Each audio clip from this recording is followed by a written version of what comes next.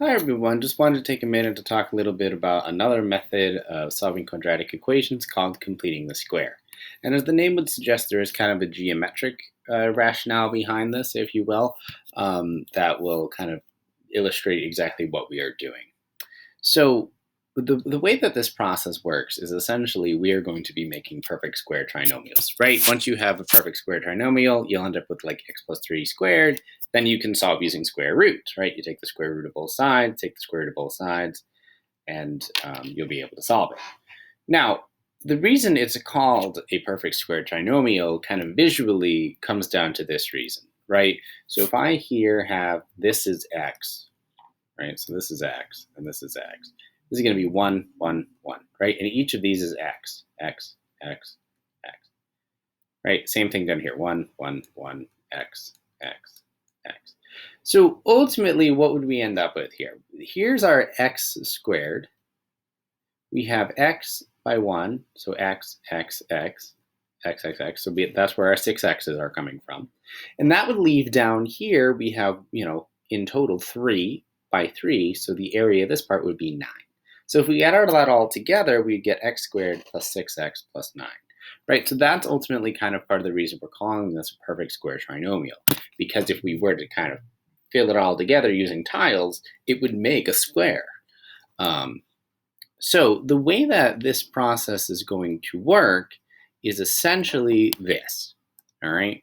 So if I have a square that is x squared, we essentially are going to have each of these two, right? We're going to have bx. So that means each of these parts is going to be half of that, right? Before, when we had, 6x, right? This was 3, this was the 3x. So if I had like 7, this would be, 3.5, this would be 3.5. It's a little bit weird to kind of visually think of it that way, but ultimately you're just taking half of the middle term.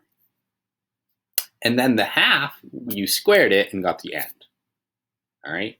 So in general, the way a perfect square trinomial is going to end up being is it's going to be x squared plus bx plus b over 2 squared, all right? You will notice that we do not have an a value of something other than 1 at this time. We'll show you what to do when a is greater than 1, or not equal to 1, I should say, in a different video. But for right now, we're going to be sticking with a is just equal to 1, all right? And when you go to factor it, you'll end up with x plus b over 2 squared. All right, so essentially what are we doing with this part? Let's make sure we're on the right page. So what we're going to start with is we're going to just start with finding what the c would be so that you can actually complete the square, right? Essentially, if we drew this out, here's our x squared. We have a 12, so we want half of 12, which is 6. Okay, so that would mean we'd have a 6, 6x, 6x, which would make this, 6 times 6, which is 36. Okay, so our c value to complete the square would be 36, right? And where did I get that? I did b over 2, 12 over 2, right? b over 2 equals this, which equals 6. Now c squared is equal to b over 2 squared, right? Which ends up being 36. Okay, so similarly with this one, b over 2 is equal to 8 over 2, which is 4. Now c is equal to that number, 4 squared, which is equal to 16. Okay, so c would be equal to 16. All right, so simple enough. That's going to be the process you're going to use with this all the time. Now, obviously, what does this mean? This means if your b is even, lovely. If your b is odd, you're going to deal with a fraction. Wah, wah. All right, so let's go back to solving with it. So when you're actually solving with it, you're going to typically start off with a situation like this. Okay. Now, if you tried to factor this at this point, you'd kind of look and go, I need a factor of 16 that adds up to negative 14. You're never going to find it. Okay. It doesn't exist. So factoring it using the methods that we know thus far, it just wouldn't work. But that doesn't mean you can't find a solution. So what you're going to do is we want to make this first part into a perfect square. The 16, that's kind of an add-in. We'll deal with that later. Okay, so essentially, contrary to what we've been doing, I'm actually going to take the 16, I'm going to move it over to the other side. All right, so I'm getting x squared minus 14x is equal to negative 16. And the reason I'm doing that is because I want this side to become a perfect square trinomial. All right, so I'm going to go through that process now, right? I'm going to do the negative 14 over 2, which is negative 7. By the way, they just did 14 over 2 as opposed to negative 14 over 2 because you're going to square it anyway. It really doesn't make a difference. So anyway, you get 49 when you square it. So that would make your C equal to 49. So what I'm going to do at this point, all right, is I'm going to add the 49 to both sides, right? If I didn't add it to both sides, this wouldn't be the same thing I started with. This would be essentially, like me just adding something to one side and completely ignoring the other side, right? It wouldn't be balanced. So I get x squared minus 14x plus 49 is equal to, well, negative 16 plus 49 is 33. I already know how this is going to look, right? This is a perfect square trinomial. If you did this correctly, you should get a perfect square trinomial. And it should be whatever your b value was, or b over 2 value, I should say. So it's x minus 7 squared. You can check that if you multiply it all out. Right? So don't forget, whatever this number is, this is going to go right there. I'm going to move my head. All right. So now what I'm going to do is this is just, something squared is equal to a number. So I'm going to take the square root. I need the plus or minus. Now I cannot simplify root 33. Okay. And there we have it. There's my two answers. I know you might not like this as my two answers, but these are actually my two answers. Right? This is a number. It doesn't look very nice, but it is just a number. Okay? But you will still have two solutions.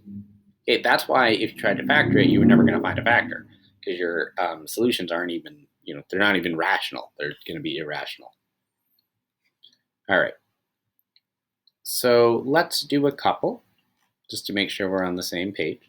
So what are going to be the solutions to these? Well, we need to work on completing the square.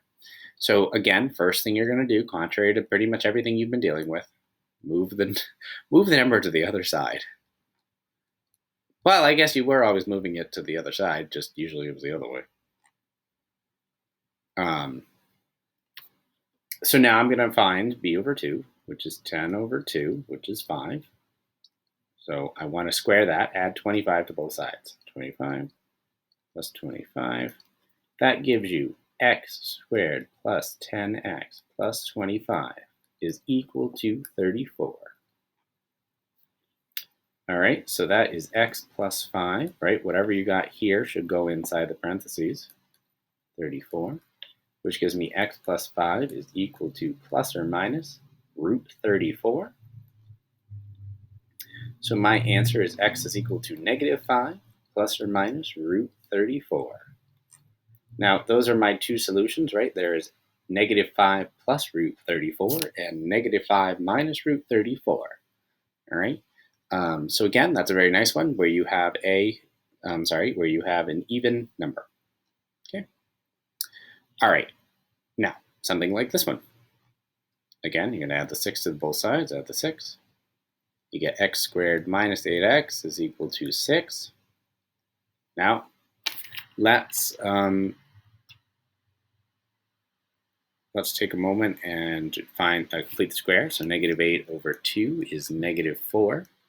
Negative 4 squared is 16. So plus 16 plus 16. So I'm left with x squared minus 8x plus 16 is equal to 22. So that is going to give me x minus 4 squared is equal to 22. So x minus 4 is equal to plus or minus the square root of 22. Now, the square root of 22, again, is not simplifiable. If you end up with something that is simplifiable, you should simplify it. So my answer is 4 plus or minus root 22.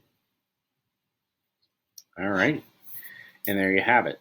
So that's everything there is to completing the square. Again, there are pros and cons to using it. It is nice when you have an even number for b. If you have an a value which we're going to go over a little bit later, or if you have a odd number for b, it's maybe not as nice. But for the situation like this, it's relatively straightforward, I find. All right, let me know if you have any questions, and have a great day.